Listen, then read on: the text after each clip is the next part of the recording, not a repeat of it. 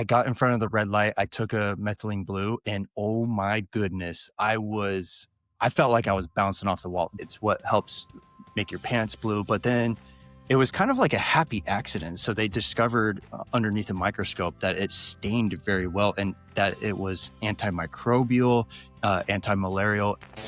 Welcome to Health Decoded, your number one source for real health information with your hosts, Dr. Alessi and Matt Tack.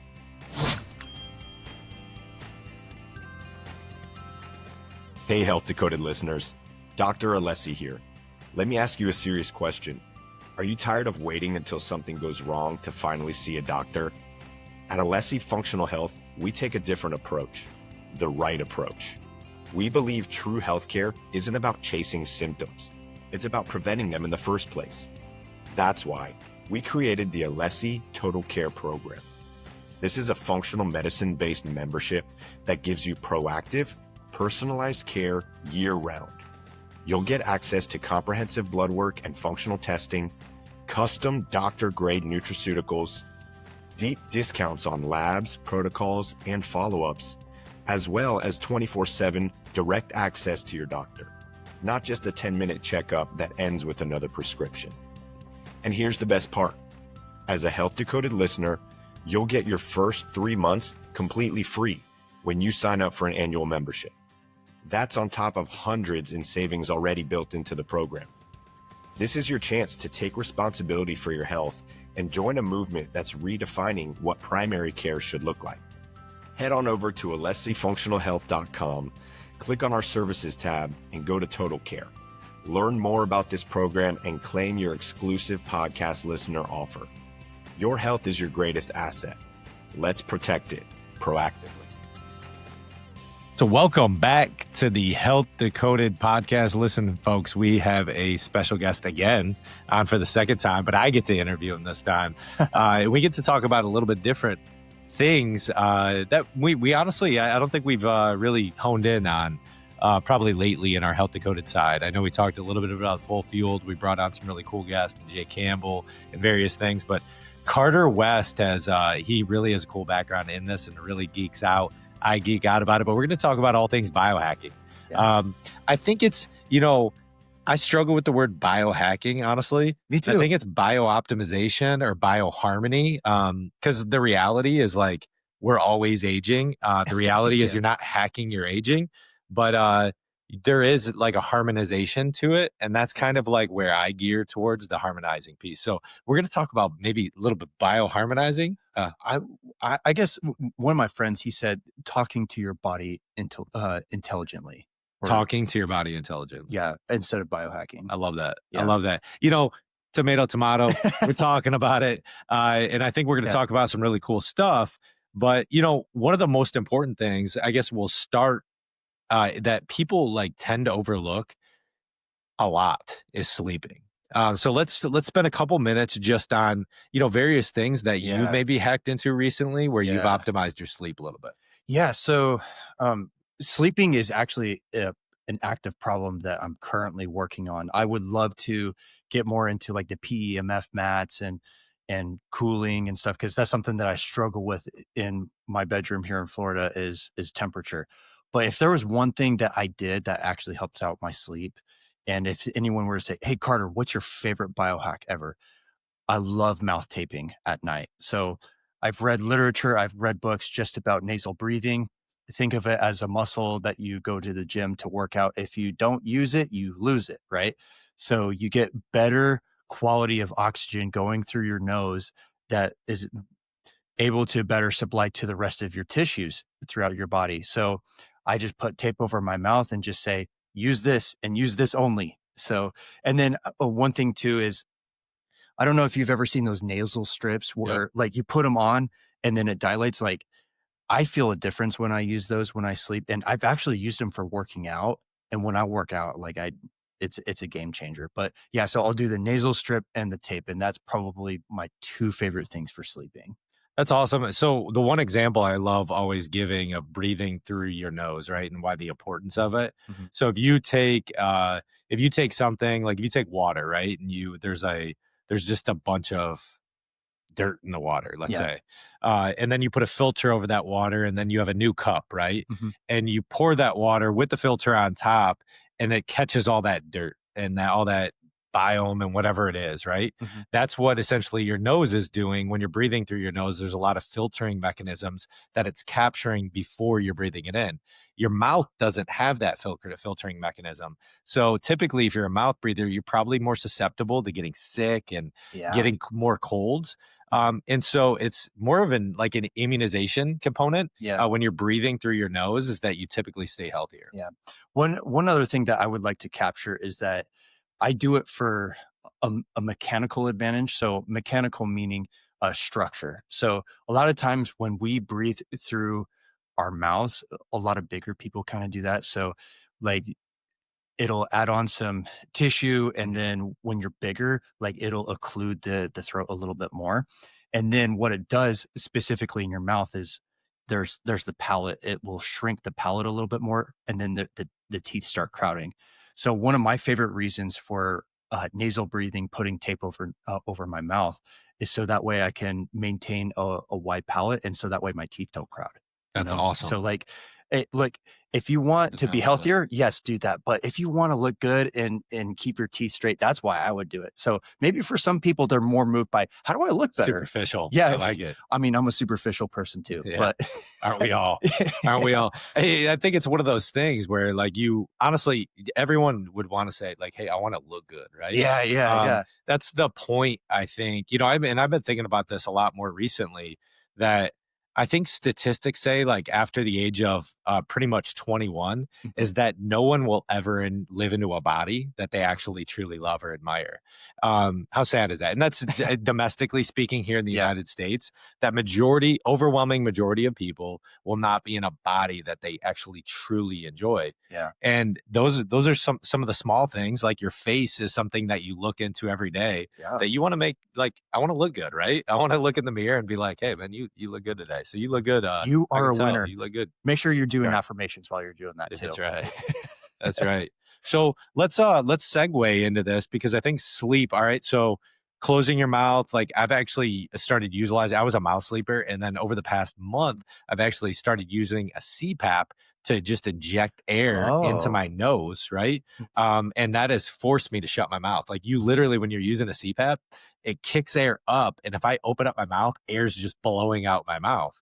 So Uh, the CPAP has changed the game for me, hmm. where I'm actually it's forced oxygen going into my nose, where it forces my mouth just to completely shut. So that's just an alternative that I've Yeah. done.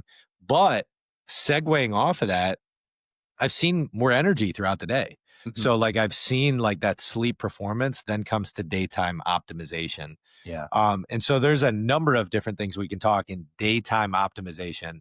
I and Dr. Alessi like, we're massive believers in therapeutic testosterone. Actually, I was talking with a gentleman today. He had his top line numbers were 195, which is insanely low for a 40-year-old man, right?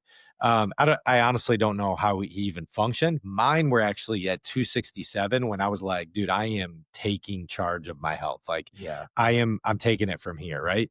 So I got on therapeutic testosterone. I usually balance out between about 800 and 1,000. That's something I do in my That's routine blood work. that's awesome. And one thing I've noticed, though, is the derivative of everything, right? So if I know I'm sleeping well, I'm performing well, my body's recovering Yeah. well, then I can start utilizing those things. But that the testosterone can't come before my other habits, Mm. which is a really, really critical thing that people need to understand and learn, is that, like, you need to build healthy habits, and then you can start adding these modalities. So as we go into some nerdy stuff, Mhm. I also want to go to the core fundamental root of what this all needs to, like, where we need to come back to, is like building one by one really healthy habits. Sleep is a very much, you need to mature that habit to then get optimization in the day. But so therapeutic testosterone, we won't get on that. Carter's a fairly young guy. I think he has Yeah. relatively high testosterone. Hey, he's also single, ladies. So this guy, single guy, looking for a solid woman out there. So Carter is he's single and ready to mingle. we're just going to make a note that we'll put the show notes of where he's at and where you can find him. Slip into his DMs, please, if you're a pretty girl. So now that we get on to the nitty gritty of human optimization and what other things, right? I think, some of the things that I've talked with you about, can you dig a little bit more into the methylene blue you're doing, Mhm. maybe the red light therapy I see you utilizing in the clinic, and some other metrics that you use throughout the day? Yeah, so I'll delve into this a little bit with my most recent experience. So here at Alessi Functional Health, we got a Mito red light panel. So um, I want to say it was on Monday. Monday, I was kind of feeling a little bit groggy. I was doing some computer work, and then I got in front of the red light. I took a methylene blue, and oh my goodness, I felt like I was bouncing off the wall. Then I went to go work out after, and it was such a good pump. Like I, anyway, so But describe methylene yeah, blue for us. yeah, Like what is it? And then yeah, also describe a red light therapy, and yeah. that can help us as well. So methylene blue was discovered in the 1800s as more of an industrial dye. It's what helps make your pants blue. But then it was kind of like a happy accident. So they discovered underneath a microscope that it stained very well and that it was antimicrobial, anti-malarial, and then they found that it was very beneficial for mitochondria. And this was discovered over 100 years ago, but then it's kind of nice that with social media and all that, we kind of got talking about that again, and saying like, hey, this has been known, but Mm. we need to expound some awareness on this. So one of the reasons why I like doing it is inside of the mitochondria is the electron transport chain, which I like to liken to a dam with water, right? So a water goes through a dam to produce electricity, and there's a certain rate and frequency that water's going through the dam. And protons, they go through a gradient in the mitochondria, kind of like water through a dam. Methylene blue supercharges that process. So instead of just like, a couple of protons going in, there's a lot more. So if it's spinning really fast, then there's more production of ATP or the body's cellular currency for energy. So that's one of the reasons why I like doing it. But then if you pair red light with that, it just supercharges that process.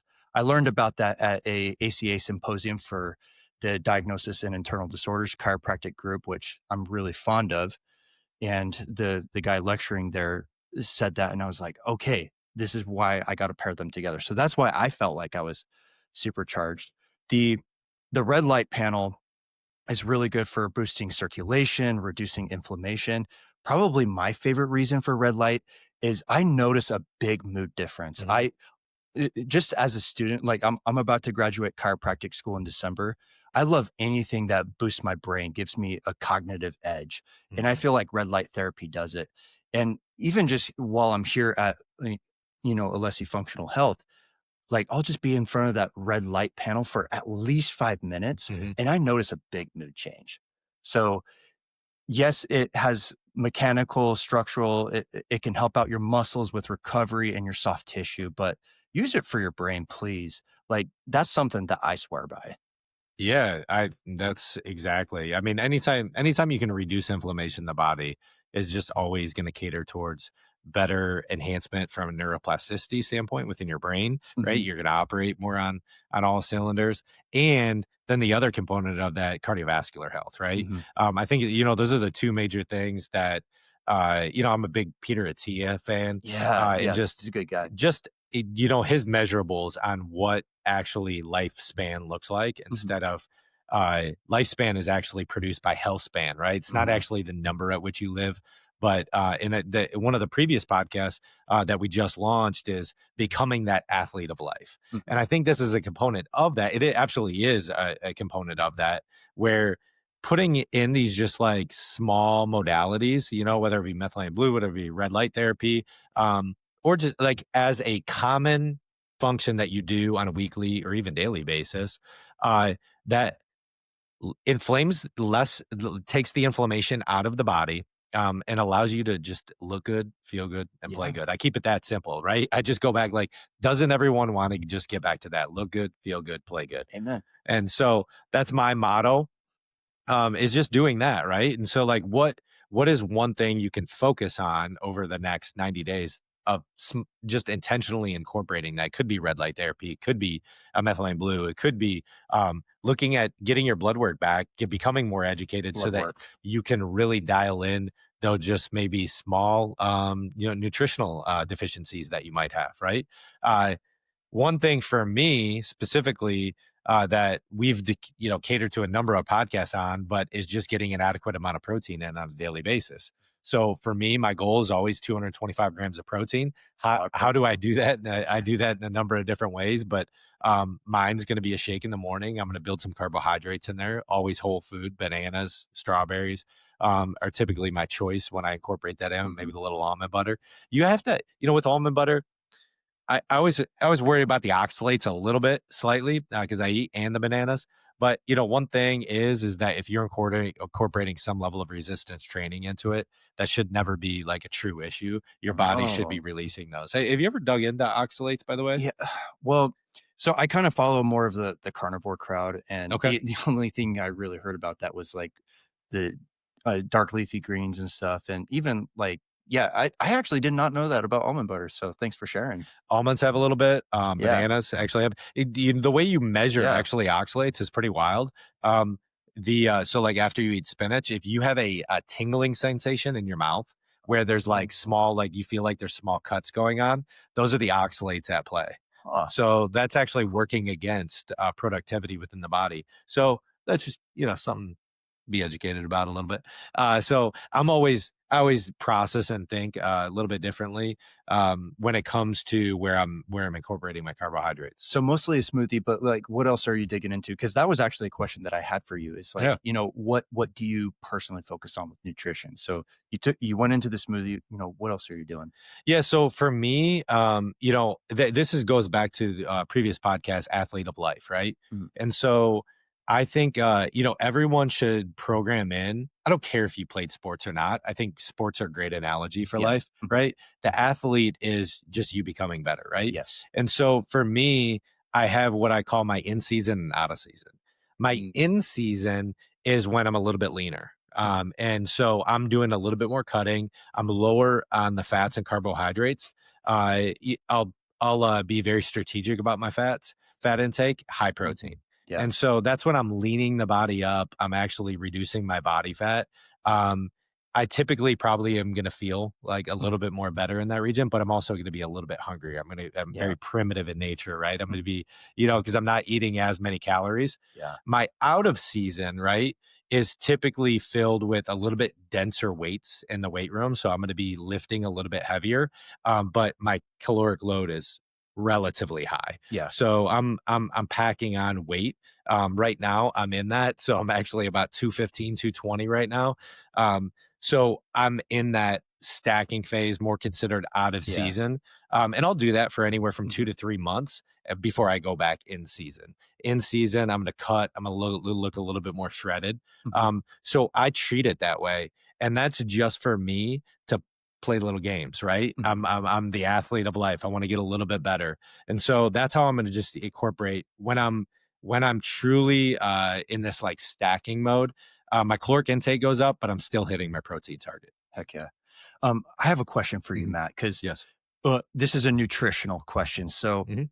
there's some people where they're it feels like there's two sides of the story where they focus more on what they eat. Like don't eat this. It has all this synthetic processed garbage in there. And then there's people that are more on like it doesn't matter what you eat as long as you're counting the calories and stuff. So I just wanted to get your thoughts on how do you reconcile those two things where you obviously have goals of where you want to be physically and aesthetically with counting calories, but then not a lot of things that we're eating are actually that good for us, Mhm. like, so like, how do you remedy those two things? Yeah, we had a long time ago, we had a podcast on soil enrichment, right? So like the natural, like whole foods uh, are not even the same today as they were, Mhm. 20, 30, 40 years ago. So that's even one thing to consider. It's like, what is it? Like, even if you're getting something off the shelf or a whole food. Now, I cater towards whole foods. I eat a lot of whole foods. Mhm. But the reality is this, is that the whole seed oil thing, I actually don't care. Like, I don't actually feed into a lot of the canola oil is bad for you, vegetable oil is bad for you. What I do prescribe to is that I am going to eat some foods that naturally are going to have some seed oils in it. Preservative foods. Again, I my whole food source outweighs my any type of snacking that I might do, Mhm. but I outwork myself at the gym. Okay. So this is the real thing that it comes down to for me, and this is my personal life, is that when I go to the gym, I don't have my phone on. And the reason why I don't have my phone on me is because I am getting a freaking sweat on. I'm not letting anything else interfere. Like I go to the gym to do a purpose, right? Mhm. And that is to kick up my heart rate. Mm. You can burn anything off Mhm. with when you work, right? Yeah. And so many people want to be focused on what am I, putting all these things into your body, right? Yes, I cater towards more healthier like type snacks, right? Yeah, I'm eating yeah, some yeah. RX bars, but Mhm.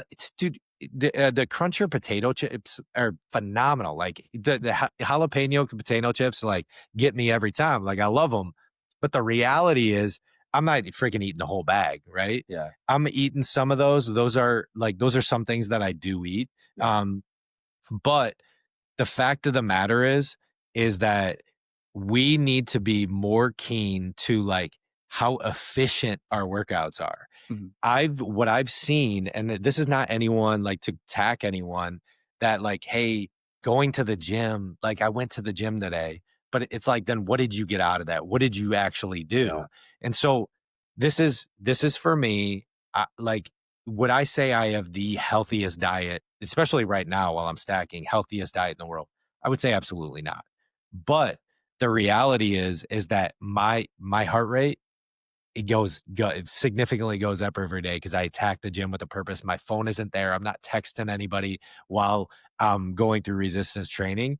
Mhm. And that is me then maintaining muscle mass. Got it. And so I can burn a lot. You definitely want to understand like how much you're bringing in Mhm. so that I can burn it off because I can't like have this massive excess, right? Yeah. And it is the reality is if I have a lot of foods that I just naturally I think Lane Norton actually talks about this quite a bit. If you eat preservative based foods where you like if that's majority of your intake, you are going to have to work like 2 to 3 times harder to burn that off in the gym. And I believe it's almost double, right? So it's like a Makes one and a sense. half to 2 times factor for preservatives to like break that down. When it's a whole food, it's a lot easier when I go to the gym to break that down. Yeah. So I do tend to, again, I don't want to say I am just feeding myself with junk food all the time. But the reality is, I'm not going to sit here and lie to you and be like, I have the healthiest, cleanest diet. I never eat junk food. I never do these things because that's not the reality. So, but what the reality is that you need to understand to educate yourself that there are times I play by the 80-20 rule. I can eat the dessert, right? Knowing that I have enough discipline that Mhm. I'm going to go and attack that and actually burn that off. So the intention of the day is to attack what I need to attack, Yeah. and make sure I'm burning off those calories so that I either maintain a slight deficit Mhm. or it's barely a gain, right? Yeah. So that I'm not feeling like I'm gaining 2 to 3 pounds or 4 pounds in a month Mhm. that I'm then going to carry into the next month to carry another 4 to 5 pounds. And this is really true coming into the season, right? Mhm. Because the reality is, and statistics actually show this, that majority of people gain their weight 2 months out of the year. What are those 2 months, Carter? I am imagining that it would be more of a winter month, maybe December, January, It's November and December. November, You December. have Okay. you have Thanksgiving and you have Christmas, and people lay dormant during those months. It's the best time to gain weight too. It's the best time to gain weight. So that's the reality. Hey, those extra cookies that you're grabbing, like, do you Pumpkin plan pie. do Yeah. you plan on working those off? Like that's a really big thing. So, anyways, without going too long-winded on that, I think you can have your cake and eat it too. That's the reality that Yeah. you can have your cake and eat it too, but then we go back to the habits are you planning on burning that off? And a Yeah. lot of people don't. Like a lot of people don't have the mission to actually, hey, I'm still an athlete. I got to burn this off. Mm, I gotcha. Mhm. Yeah, something that I've noticed is when I go home for the holidays, I feel like it's harder to like I'll eat stuff and then working out comes just a little bit harder when I'm not in a routine. Mhm. Like here in Florida, I'm in a routine. Like I'm grinding through school, or I'm here at Alessi Functional Health doing my internship. And when I have that level of consistency, I've noticed with myself, I'm way more mindful of what I eat. But then when I travel, uh, it kind of gets lost in there. I don't, have you experienced anything like that where like when you travel or if you're on vacation, like how do you approach that? Yeah. So that if there's a will, there's a way, right? And then it all comes with proactive planning. So I went to Europe last year. Guess what was one of the first things that I did? And when I looked for a city, we Well, were in Madrid. Madrid. Okay, so I was about to guess Italy, but you were in Spain. Yeah. Did you look for some sort of bakery or something, or for I mean, that would be true. No, I looked for a gym, right? I Oh, you mapped looked out for a the gym. gyms in the area. So I worked on my Spanish. I've been working on my Spanish. I love working on Spanish, but that is also another biohack we can talk about later as far as building neuroplasticity Yeah. of learning another language or reading a lot. So, anyways, I looked for gyms, right? And so I found Oh, okay. gyms that were close by to the Airbnbs that we were staying at so that I knew I could still get a workout in. Yeah. I've heard that does wonders at helping out with jet lag. Like the sooner that you get 100%. okay. 1000%. It's completely accurate. And it's all just secreting like your serotonin levels. It just gives you that, like, it just that it's therapeutic, right? When you come out of like the gym after a hard session, it completely is reverts that jet lag. It's absolutely amazing. That's one of the first things that I always try to do is get a workout in. Dang. Also, another little biohack there too, if you do travel a lot, just to notate, is that you can actually, if you have sand nearby, you can actually dig your feet in the sand, and 10 minutes will revert your internal clock to That makes so much sense because you're with skin contact on the sand, you're probably tapping into the biomagnetic field of the earth. that's And right. so like you're just harmonizing yourself with the rhythm of the planet. That I've never thought of it that way before.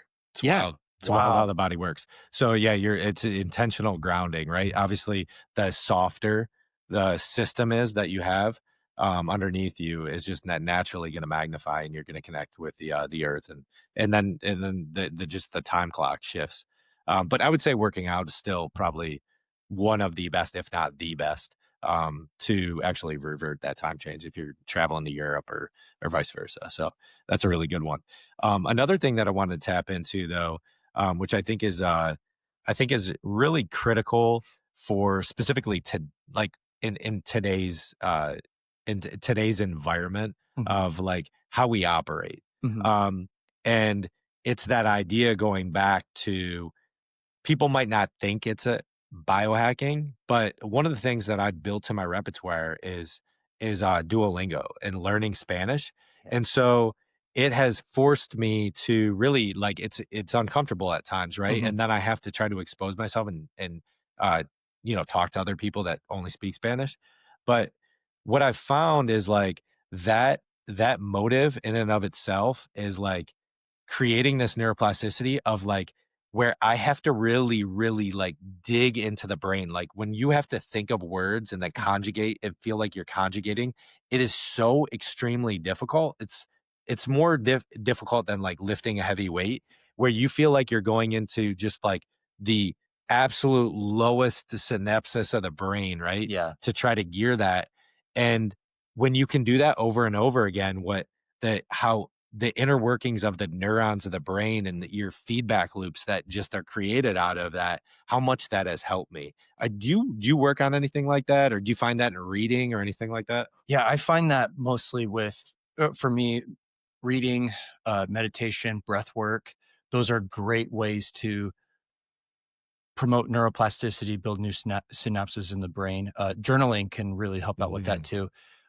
The other one that I've heard with that, if you're learning a language, is learning to play a new instrument. So I am not musically inclined. So that's something that I could probably benefit from. And I was just talking to my pops about this recently because I have 3 brothers now that we grew. I mean, we're gringos, right? So like we grew up, speaking English, but they speak Spanish now and they're very fluent. So I'm like, okay, I got to catch up and see if I can learn a new skill because that's a cool flex that they've got on their part. But yeah, musical instruments I've heard do that really well. And then just your basic brain building, meditation, journaling, prayer and scripture study, depending on what kind of faith and cultural background that you come from, is really helpful for that Yeah. brain building. That is so good. So good. So, those are some helpful tips. I hope you just grabbed a couple nuggets. The point was not to overwhelm you with a crazy amount of things in Yeah. this podcast because, you can do a number of things, right? But at the end of the day, then you just need to pick one. And so I've been doing this for probably around, 8, 9 years, really where I've slowly built things into play. I wake up pretty much in the morning, get sauna, do a little bit of cold. I've actually gotten a cold plunge. I took a hiatus and then I've recently got back into that. But doing those small things, it's not something where you just jump into it. One thing that Carter said, anything done with consistency always compounds, right? Mhm. It's like money, it's like biohacking or whatever you're doing. If you do it with a level of consistency and then you tighten that gap of which you do it, it will compound. Yeah. And so taking 2 or 3 of these things that might be advantageous to you, but start utilizing them in your day to day. And the more you do them, the more you will see the benefits from them. Yeah. So something that I would have to add is there's a lot of different biohacks or ways that we can talk to our bodies intelligently, but sometimes people might feel a little bit overwhelmed with all of that. So that's why I think working with a doctor or a coach or someone that can talk you through that on what's going to help you out the most. Is it going to be the red light? Is it going to be the cold plunge? Is it going to be talking to yourself, nicely with affirmations, journaling, all that? Because if you can build just a few of those in, it can really make a big difference in your day. But you know, uh, do everything that you can to experiment with whatever works for you, but then stick to those things as Matt Mhm. was talking about, building that consistency because that's where you're going to notice it. But this was just kind of mostly to reinforce myself because I've noticed a lot of these other things and it can feel overwhelming. I don't know how you guys are feeling about that, but find some things that you really like that make sense that will get you the most benefit for yourself, and then being consistent with it. Yeah. And as Carter said, this is what we do here at Alessi Functional Health is we provide you that level of detail and that accountability throughout the process. So if you ever want to get more information, just head on to alessifxhealth.com and hit that book now button and we'll get on a call with you and make sure that we are the right fit. So until next time, thank you so much, Carter. I appreciate you. As always, if you enjoyed this podcast, please share it with somebody. And lastly, as we always sign off with, your health is in your hands. Thank you for tuning in to Health Decoded, where we break down the truth about all things health and empower you to take charge of your well-being. If you found value in today's episode, please subscribe, leave a review, and share it with someone who needs to hear this. For more resources and personalized support, visit us at alessifunctionalhealth.com and sign up for our newsletter. To hear your questions answered live on the show, send them to ask@alessifxhealth.com. That's ask@alessifxhealth.com. Until next time, stay curious, stay empowered, and remember, your health is in your hands.